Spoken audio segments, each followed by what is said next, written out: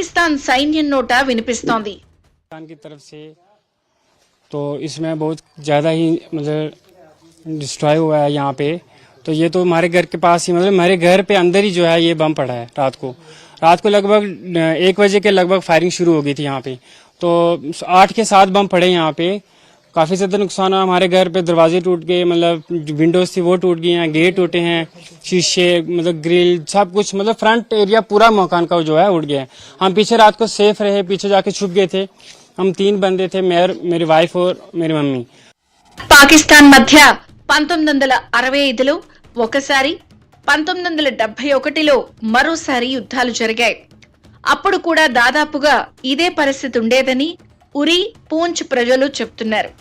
కాకపోతే అప్పటికంటే ఇప్పటి పరిస్థితి అత్యంత ఘోరంగా ఉందని స్థానికులు వాపోతున్నారు। అప్పట్లో ప్రాణభయం ఉండేది కాదని చెప్తున్న వాళ్లంతా ఈసారి మాత్రం అక్కడుంటే శవాలే తేలతాయని ఒప్పుకుంటున్నారు।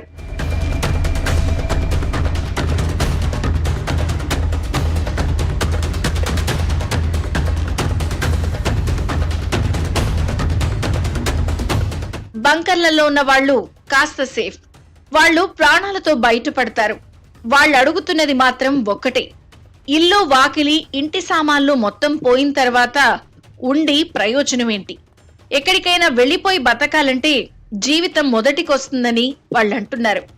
మళ్లీ ఇళ్లు కట్టుకోవాలన్నా ఇదే పరిస్థితి కొనసాగదని నమ్మకమేమిటి? కాల్పులు ఆపుతుందని ఎలా విశ్వసించడం? सर ये एक हिसाब से देखा जाए तो इस मार्केट की हमारी एक ही दुकान थी जिसमें ये मिनॉरिटी के लोग रहते हैं। यहाँ पे हमारे हिंदू भाई हैं यहाँ पे, उनके साथ हमारा अच्छा उठना बैठना था। तो उसी वजह से हमने ये दुकान खोली थी। 8-10 लाख रुपए की असेसमेंट हो सकती है। तो अभी कुछ भी नहीं बचा दुकान में? सर वो आप देख सकते हैं, यहाँ कुछ भी नहीं बचा है। मैं ये सोच रहा हूँ, मेरे डिफ्रीजर में वही देखने आया था कि उनका क्या हाल है, वो भी मुझे समझ नहीं आती है, उड़ गए कहाँ गए। तो रात को आप यहाँ नहीं आ पाए? नहीं, रात को आने की कोई बात ही नहीं थी सर। ఉరి పరిస్థితి ఈసారి మరీ ఘోరాతి ఘోరంగా ఉంది। 2016లో తొలిసారి సర్జికల్ స్ట్రైక్స్ జరిగిన తర్వాత కూడా పాక్ ఆర్మీ కాల్పులు కొనసాగాయి। ఇంత తీవ్రత మాత్రం లేదని, జనం ధైర్యంగా ఉండేవాళ్లమని ఉరి స్థానికులు గుర్తు చేసుకుంటున్నారు। ఇప్పుడు అక్కడ రోడ్లు ఖాళీ, గ్రామాల్లో శ్మశాన నిశ్శబ్దం రాజ్యమేలుతోంది। రాత్రంతా బంకర్లలో ఉంటున్న జనం పగలు ఎండెక్కిన తర్వాత అటు ఇటు చూసుకుని మరీ ఇళ్లకొస్తున్నారు। జరిగిన డ్యామేజ్ ను చూసి కన్నీరు పెట్టుకుంటున్నారు। తాజా కాల్పుల్లో 20 మంది వరకు చనిపోయారు।